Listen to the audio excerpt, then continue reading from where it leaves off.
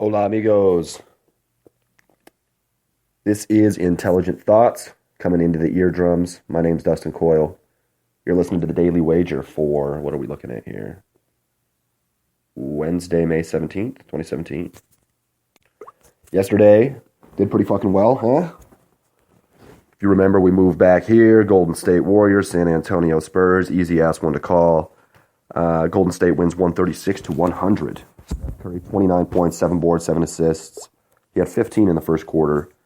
Incredible all-around game. Everybody for Golden State actually played really well. I think every single player on their team scored. Is that true? It is true. That is 100% a fact.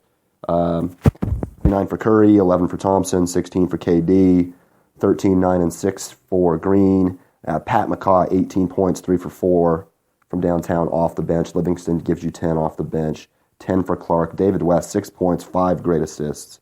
Fucking fantastic game here for the Golden State Warriors. They win by 36 points. So we obviously crushed it on that money line, 1,200. Should have taken the 13.5. Obviously, hindsight, though, is a lot better than foresight, and weren't able to pull that shit off, but pretty good fucking pickup here, even just with the money line. I mean, it's just money in the pocket. That was, an easy-ass night of watching basketball for myself. In the loss, only one good player for San Antonio, honestly. Jonathan Simmons, the only person who played good at all. 22 points for him. I think 18 of them were in the first half. LaMarcus Aldridge gives you 8 points and 4 rebounds total. 4 for 11 shooting. Super passive all day. Bertans, the only other player that really played very well. 13 points off the bench. He goes 3 for 3 from downtown. All right. Not a whole lot going on at this point.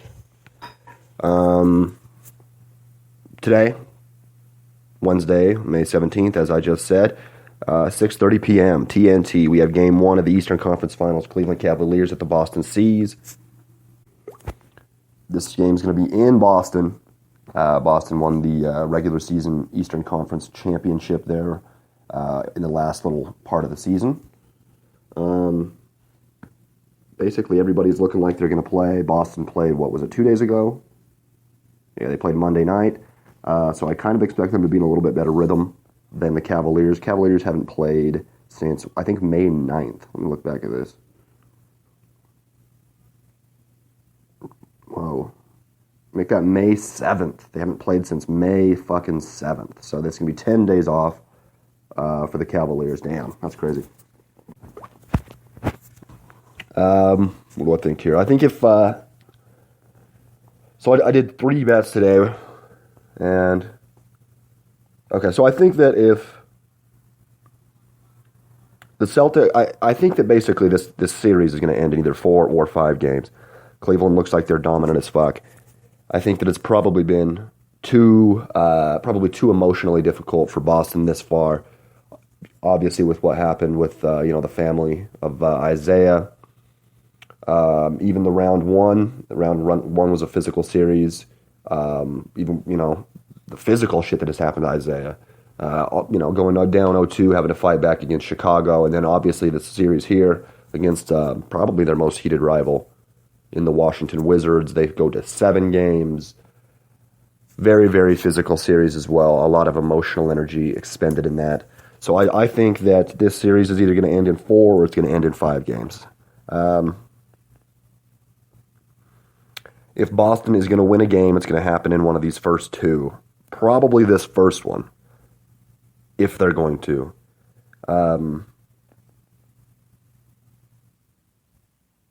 They're not going to be able to go on the road and beat Cleveland. The reason just because of that amount of rest, 10 days off? 10 days off in a game where you're going to need people to be shooting well, things like that. Your shot always gets a little bit tweaked after 10 days. That's one thing that I think it's good that Boston played just 2 days ago is that they're just more used to it. They still got the feel for the game a little bit right now, whereas, the Cavs, they've been fishing and eating at fucking Chili's and shit.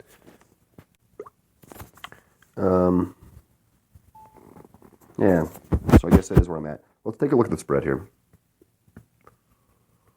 All right, so we have 4-point favorites, -4 for the Cavs. Not too bad. And then looking at a -192 on the money line for the Cavs. I saw that as low as 175 yesterday. I think I like it a lot better at 175. 192 is giving them 2-1 odds to take the win. I think it's probably closer to 1-1 odds they take the win, but honestly, man, I see a sweep here. I really do see a sweep here. So I'm probably going to take the -192. Man, I'm wondering if it's going to go back down or if it's going to go up. See, it's already been going up a little bit. I think we see some middle of the day money coming for Boston, honestly, because those are some pretty good odds. They played very well at home. So I think we might see it drop. It'll probably fluctuate again, anywhere between 180 and 200. Try to get it on the low. Cavaliers, money line. Even if you lose, honestly, that's a pretty goddamn good bet, I feel like. You're not getting the Cavs at -190 really any time. I mean, they're 8-0 in the playoffs. You know what I mean? The Warriors are 10-0 in the playoffs. I'm going to see the writing on the wall here as far as I'm concerned.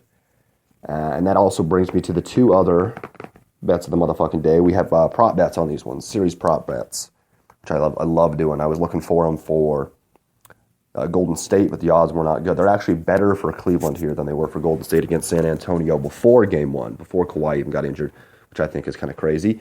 But Cavs in 4 is going to get you a +300. So I bet that in combination with Cavs in 5, which is going to get you a +275. So,